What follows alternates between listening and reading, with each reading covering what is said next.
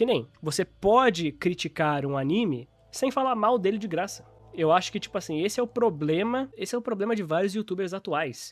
Eles falam muito mal de uma obra por engajamento e só. Por engajamento simples e puro. Sendo que você pode falar dos problemas da sua interpretação, do que você acredita que sejam problemas, e você pode estar errado. Quando você abre essa caixinha de tipo assim, galera, essa é a minha opinião, eu vou dar aqui a minha opinião sobre Bleach, ou sobre Naruto, e eu posso estar errado.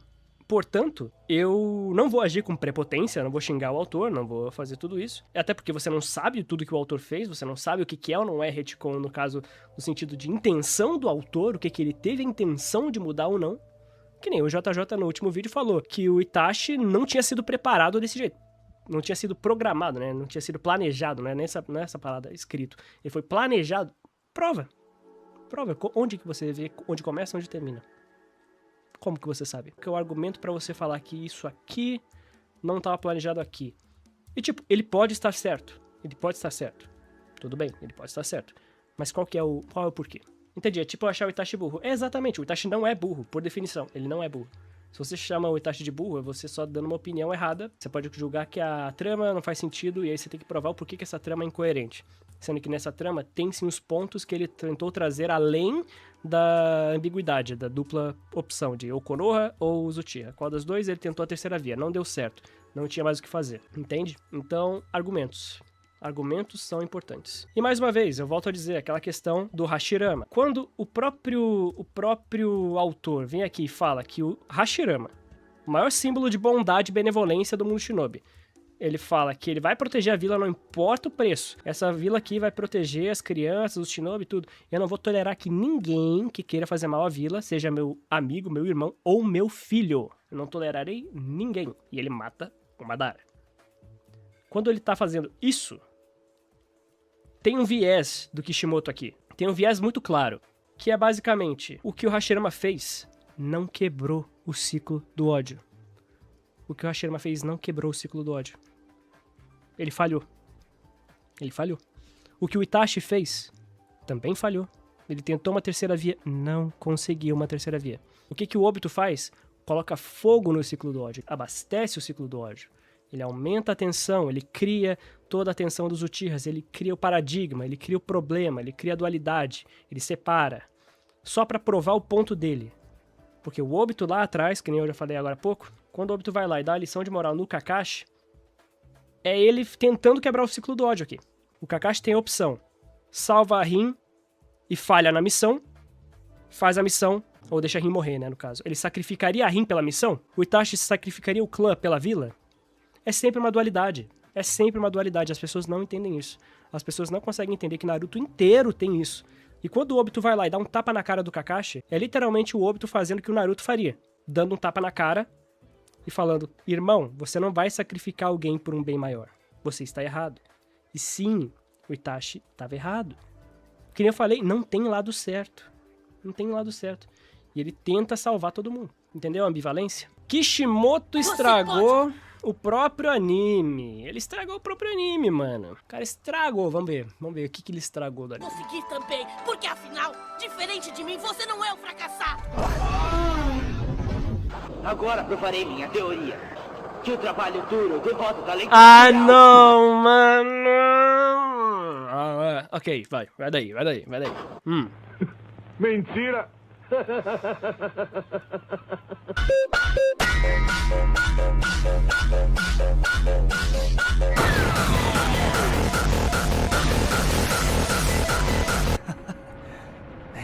Is this the power of a god?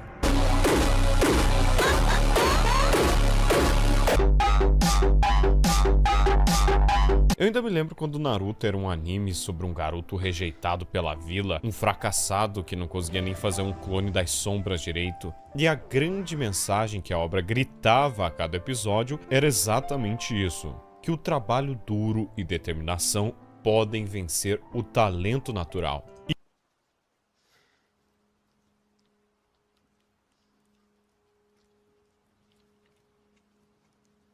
Tá. Esse é o tema do Lee. Esse é o tema do Lee. E isso era o que mais inspirava as pessoas, porque ele remete à vida real. Tudo em volta desse garoto loiro de olhos azuis reforçava essa ideia. Ele era o recipiente da raposa, o aluno que Tem como pagar pra dropar o vídeo? Pera aí, pô, pera aí. repetia de ano na academia, o palhaço que pichava o monumento dos Hokages pra ser notado. Apesar do clã Ainda não acabou, ele deve ter um argumento, calma. dele ser forte, ele não carregava uma Kiki Genkai herdada. Ele não possuía a inteligência de um Shikamaru da vida ou um domínio natural do Sharingan. Naruto era o zero absoluto que precisava ralar o triplo pra conseguir o mínimo de respeito. E a obra martelava que isso era o suficiente, que a perseverança humana podia quebrar qualquer barreira, inclusive as impostas pelo destino ou pelo sangue. Essa é a forma do ser. Aqui, ó. Escolhido. O ápice dessa filosofia tá na luta do Rock Lee contra o Gaara, no exame Chunin, que continua sendo um dos momentos mais icônicos da obra inteira. Lee era literalmente a prova viva de que um ninja sem nenhum talento para ninjutsu ou genjutsu poderia levar um monstro absoluto como o Gaara à beira da derrota. O Gaara nasceu com um Shukaku selado dentro dele, uma barreira de areia automática que o protegia de tudo, um poder que jamais dependeu de esforço. Já o Lee, com os pesos nas pernas e depois abrindo os portões internos, ensinou a tese central de Naruto clássico. O gênio nato pode ser surpreendido pelo esforço sobre-humano. Não sei se vou conseguir. Às vezes parece que nada tem sentido pra mim. Que eu sou um perdedor e que sempre vou ser um perdedor. Seu esforço não faz o menor sentido. Se você não acredita em si mesmo. Pula pro Kakashi falando que o Lee é um gênio do esforço.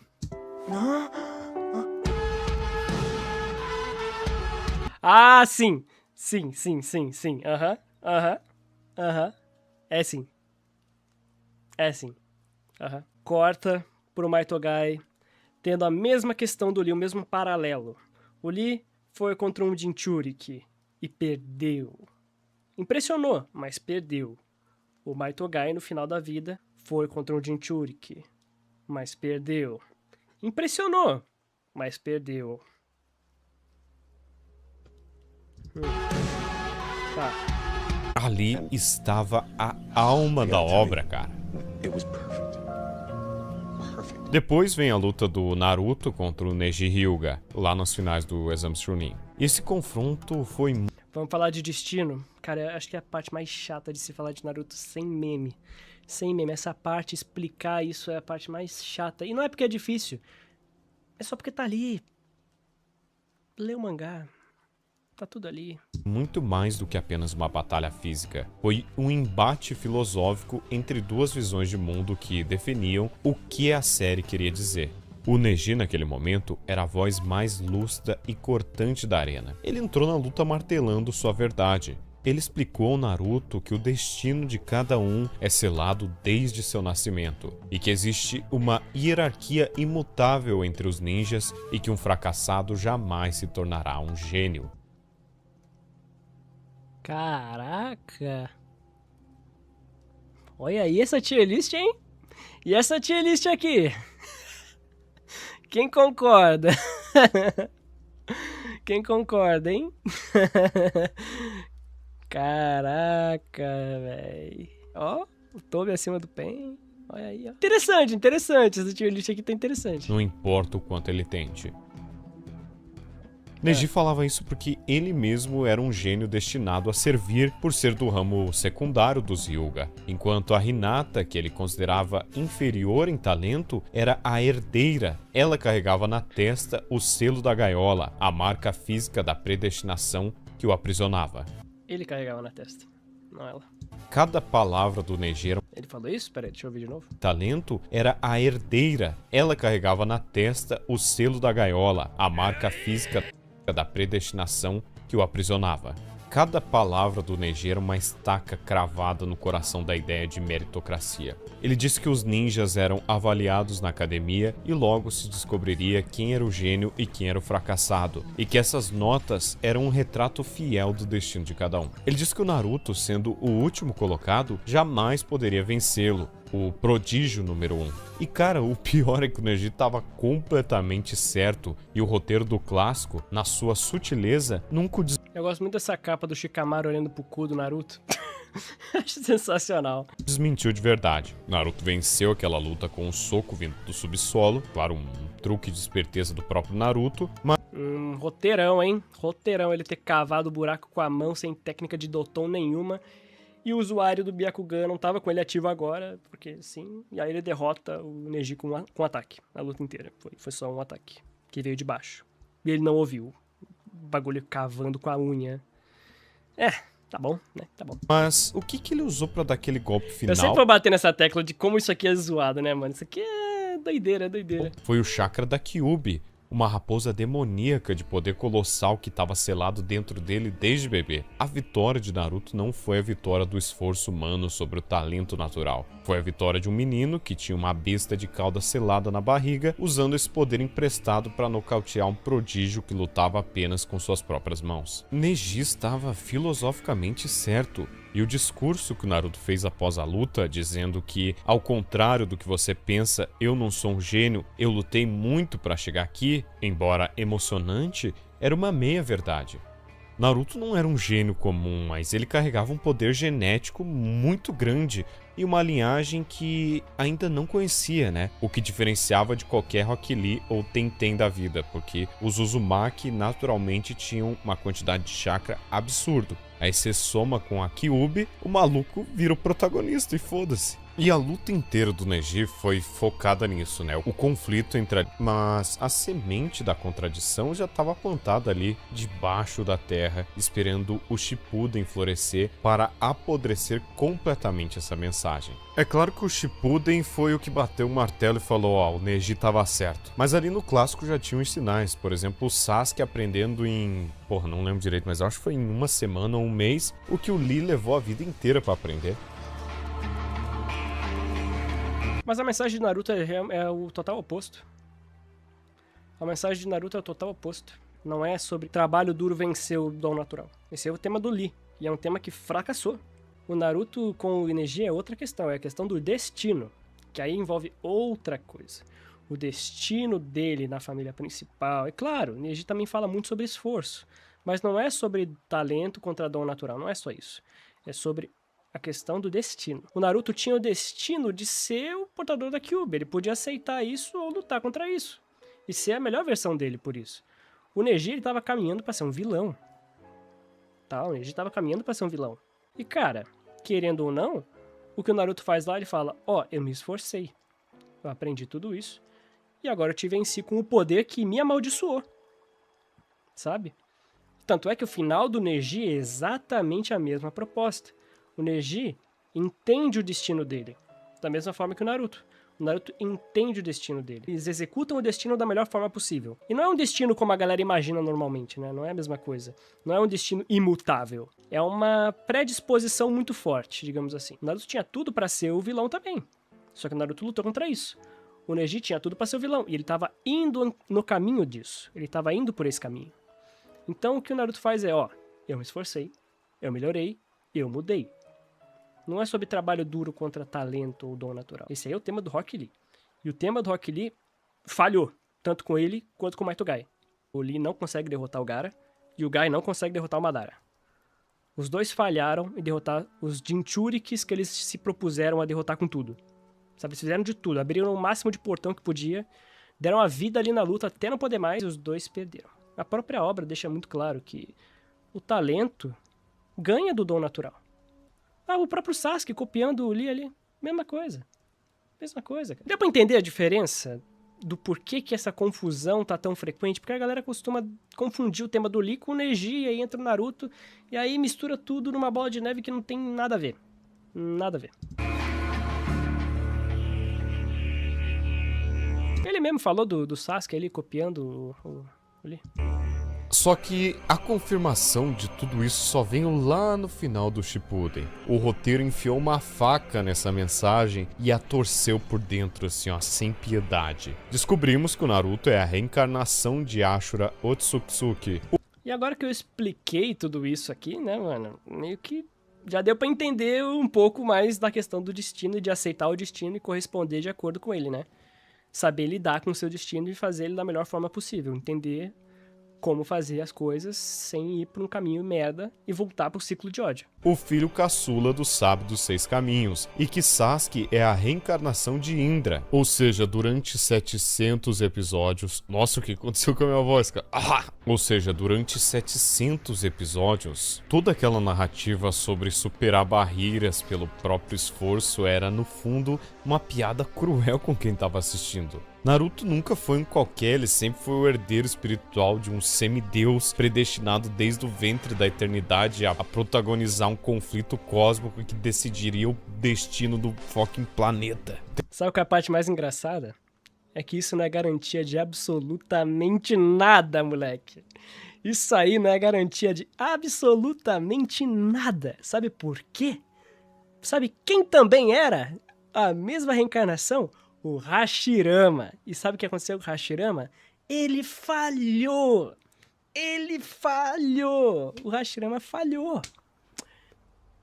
O Hashirama falhou! Ele falhou! Você está destinado a ser uma reencarnação de uma parada. Você está destinado a tentar cumprir com uma profecia. Não garante que você vai conseguir. O próprio Hashirama é reencarnação do Ashura. E ele falhou no ciclo do ódio. O Naruto recebe esse mesmo manto. Será que ele vai conseguir? Esse é o ponto.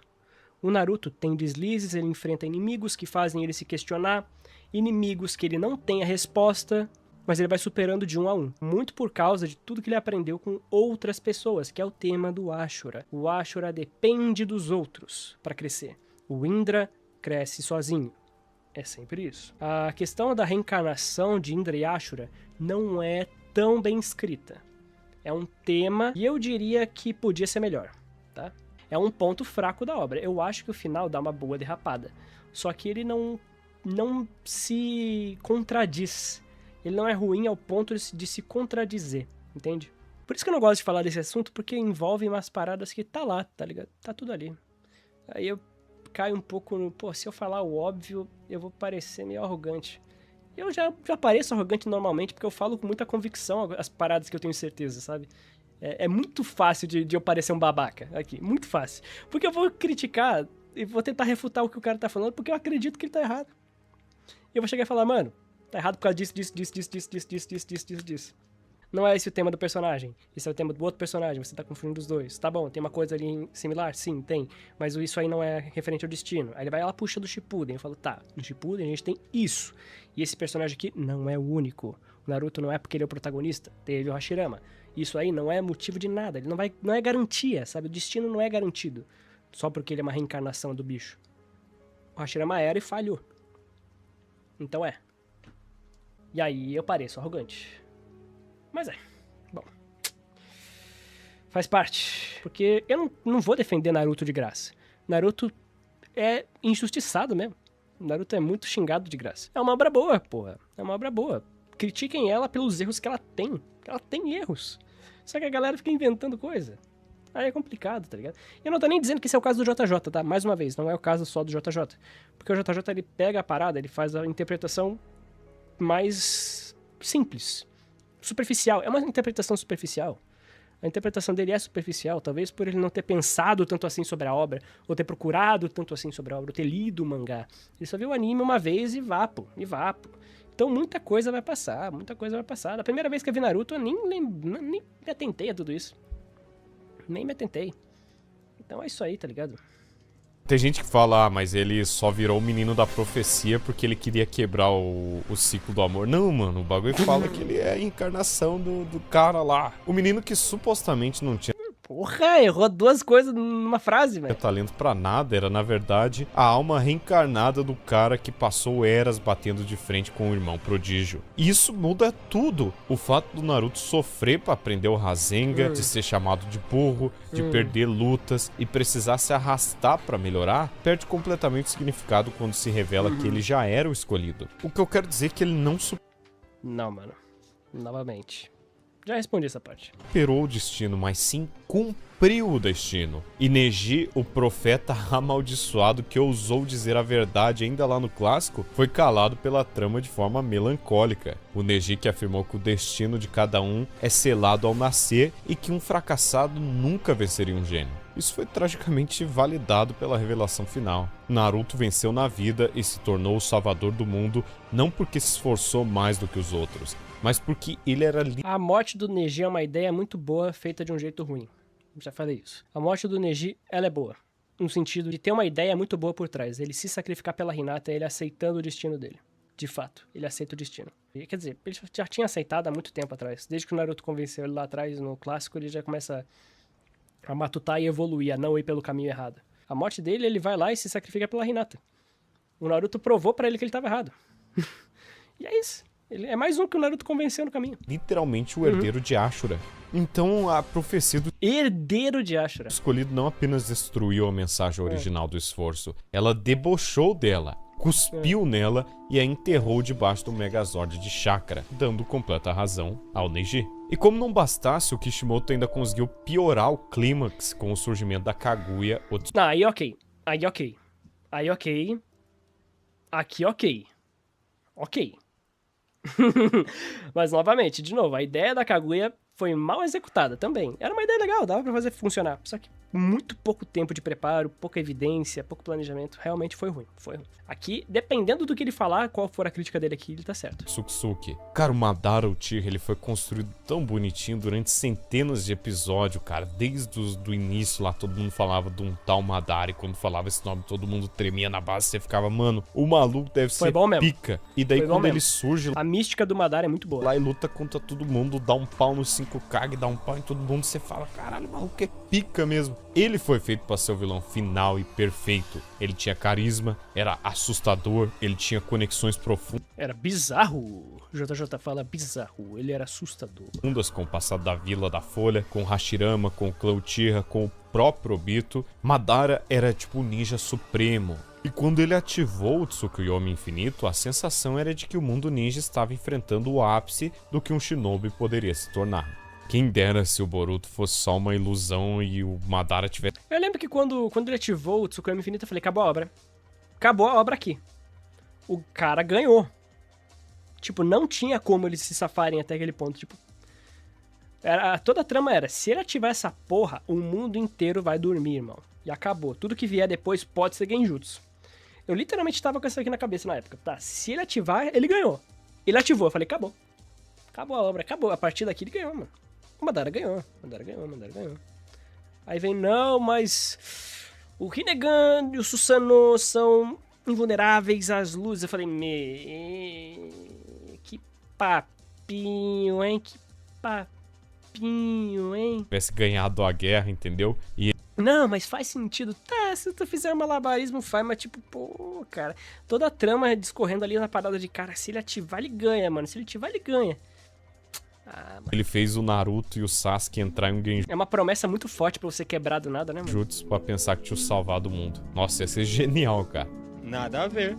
Mas enfim, ele tá lá com o plano da lua, tudo certo. E então, em questão de minutos, o Kishimoto o tirou de cena de forma abrupta e tosca. O Zetsu Negro, que até então era um peão de serraria, enfia a mão nas costas do Madara e mata ele. É aí que surge a Kaguya, né? Uma deusa alienígena comedora de fruta mágica que os fãs mal conheciam, sem desenvolvimento prévio na história principal, Certíssimo, JJ. sem vínculo emocional com ninguém. Porra, o clímax da Guerra Ninja, com todas as suas alianças, estratégias e sacrifícios, foi substituído por uma batalha contra um ser cósmico genérico que caiu de paraquedas no roteiro. O Madara, que merecia uma derrota épica e poética, foi descartado como um lixo para dar lugar a uma ameaça artificial que não dialogava com nada. Fala que ele foi cuspido. Fala que ele foi cuspido. Ele foi cuspido.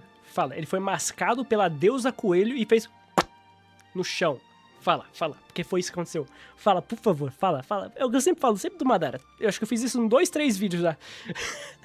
Fiz 2, 3 vídeos do Madara. Um do Madara, um acho que da Kaguya, que eu falei isso também. E se eu não me engano teve mais um, não lembro qual.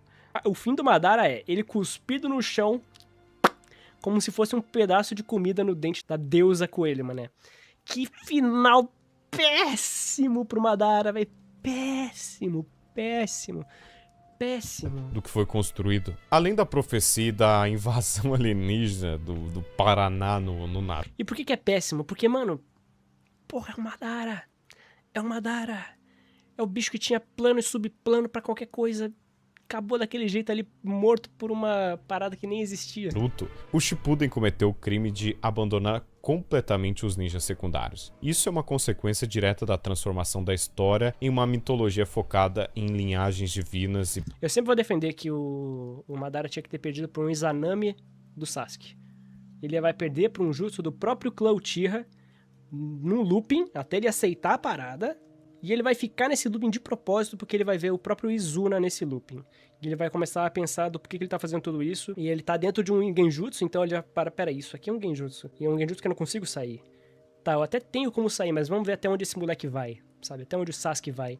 Ele começa a entender mais o Sasuke, e talvez o Sasuke dar um discurso no jutsu no Madara seria pica de se ver, tá?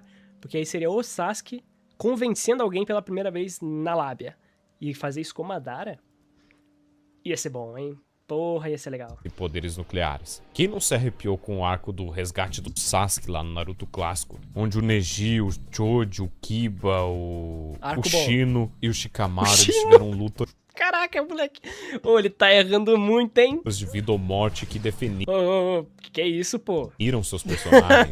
Cada um enfrentou um inimigo superior e venceu na raça, na estratégia, no sacrifício. O Choji quase morreu usando aquelas Red Pill lá. O Neji quase foi morto pelo Kidomaru. O Kiba e o Akamaru se jogaram no abismo com o Sakon. Aquilo sim era Naruto. Um grupo de jovens que se Aqui eu tenho que concordar com ele, moleque. Esse arco é muito bom. superava pela coragem e pela vontade de proteger os amigos. Bom, no Shippuden quase... Eles não estão tão fortes ao ponto de só ganhar a luta com o ataque. Eles têm que bolar estratégia, têm que saber usar as paradas. Nossa, esse arco é bom.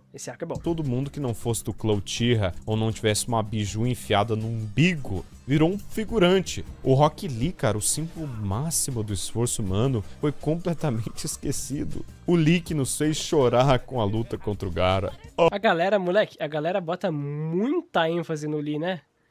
Caraca, a galera apaixonou no personagem e queria que ele virasse o prota. Ali, o que foi que eu fiz? Simplesmente não teve nenhum momento relevante na reta final. Ele não abriu o 8º portão, não teve uma luta definitiva, não influenciou em nada. O Neji... Eu concordo, podia ter mais dele, sim, mas meu amigo, calma aí. Foi transformado em uma ferramenta... Concordo, podia ter mais, mas espera aí. Tá barata do... É o secundário. Do roteiro pra aproximar o Naruto da... Mas eu concordo, tinha que ter mais. É sempre bom, pô, sempre bom ter mais. Teve muito pouco, moleque.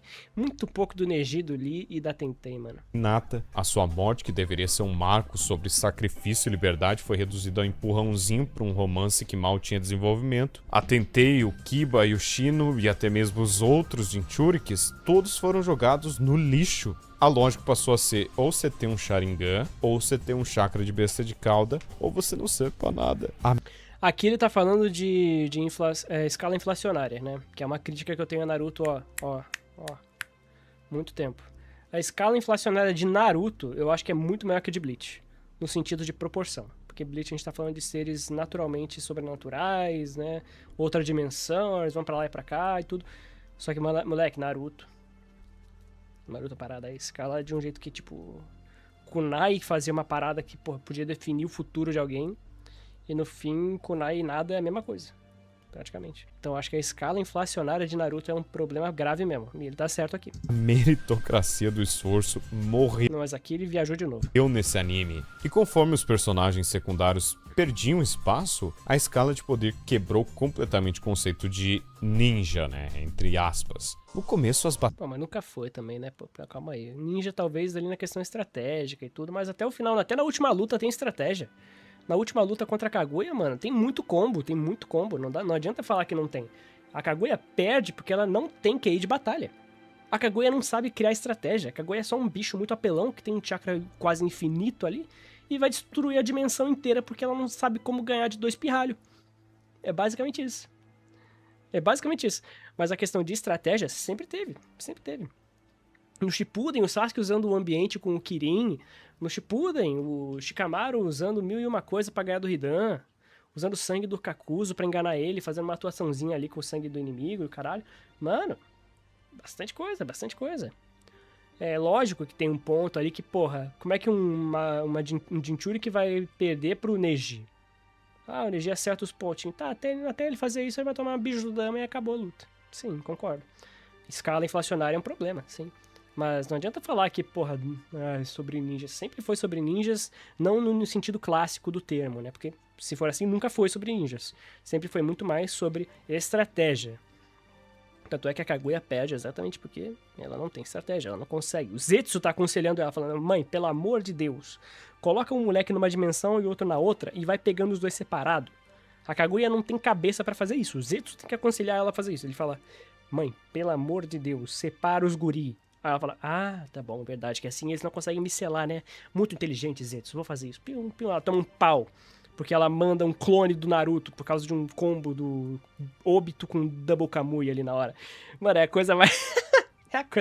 É sensacional, né? É sensacional. Batalhas de Naruto era tipo um... E eu duvido que vocês se lembrem disso, tá? Muita gente não vai se lembrar disso porque são detalhes... Né? Como que a Kaguya é derrotada? Todo mundo só se lembra da cena da Sakura aparecendo por cima, socando ela, mesmo com ela com o Byakugan ativo, foda-se. Não percebeu a Sakura. Pá! Subestimou, tomou um pau, enfim.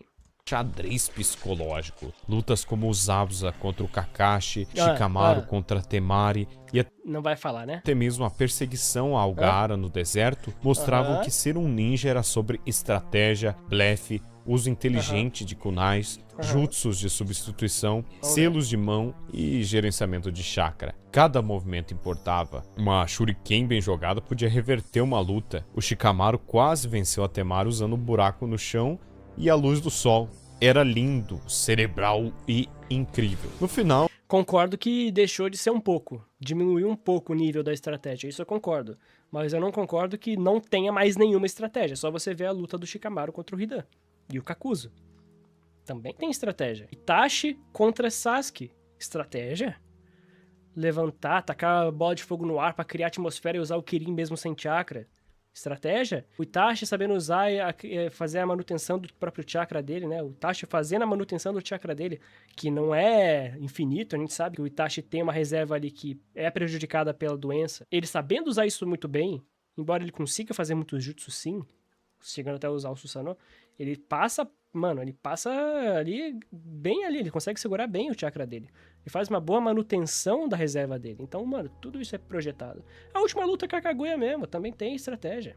O do Shippuden, estratégia ninja, deu lugar a Megazords de chakras, o Susanoo gigante contra a Kurama Avatar, meteoros caindo do céu, explosões nucleares que destruíam montanhas inteiras, esferas da verdade que anulavam toda e qualquer técnica.